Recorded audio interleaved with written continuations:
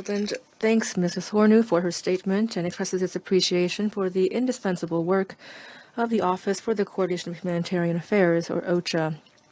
We welcome His Excellency the Minister of Foreign Affairs of Armenia, as well as representatives of Azerbaijan and Turkey and the EU.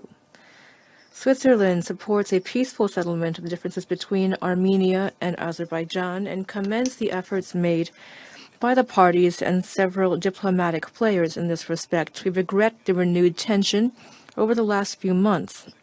In this context, we are deeply concerned by the increasing deterioration of the humanitarian situation in the area following the restrictions on access through the Lachin corridor.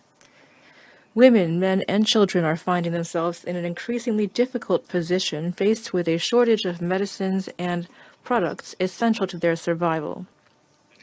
Restrictions on access have a profound impact on the most vulnerable, especially children, the sick, the elderly, people with disabilities, and pregnant women.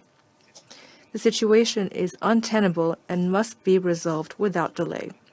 It is vital to restore the free passage of civilians and essential goods. We call on the parties to respect the commitments they have taken, notably in the Trilateral Declaration of November 2020. The International Court of Justice has requested that Azerbaijan take all measures at its disposal to ensure the unimpeded movement of persons, vehicles, and cargo along the Lachin corridor in both directions.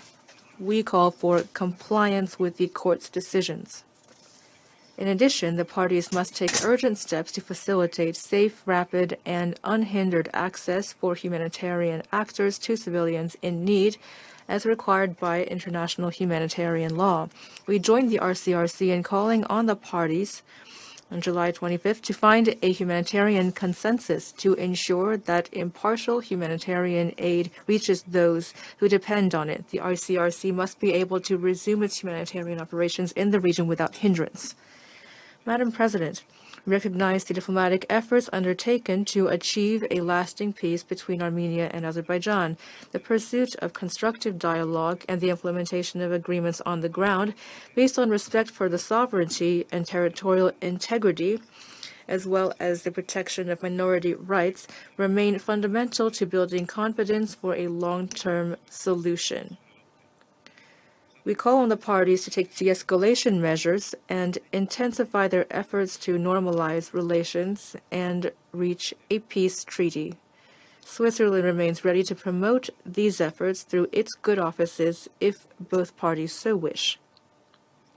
As a council, we must do everything in our power to support efforts to resolve the remaining disputes peacefully and prevent a humanitarian catastrophe from developing. Thank you.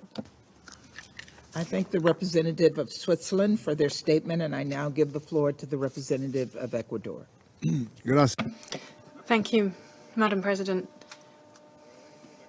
I'm grateful for the informative briefing delivered by the Director of Operations of OCHA, Edem Basonu.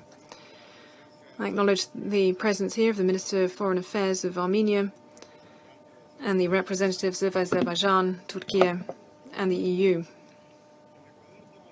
Ecuador takes note of the letters from Armenia and Azerbaijan on the situation in the Lachin corridor, circulated to the Security Council on August 11th and 14th of 2023, respectively. We note with concern reports of problems related to freedom of movement in the Lachin corridor, which has a serious impact on the humanitarian situation and risks destabilizing the region. The implications of this situation for the supply of basic necessities such as food and medicines to the local population are of great concern.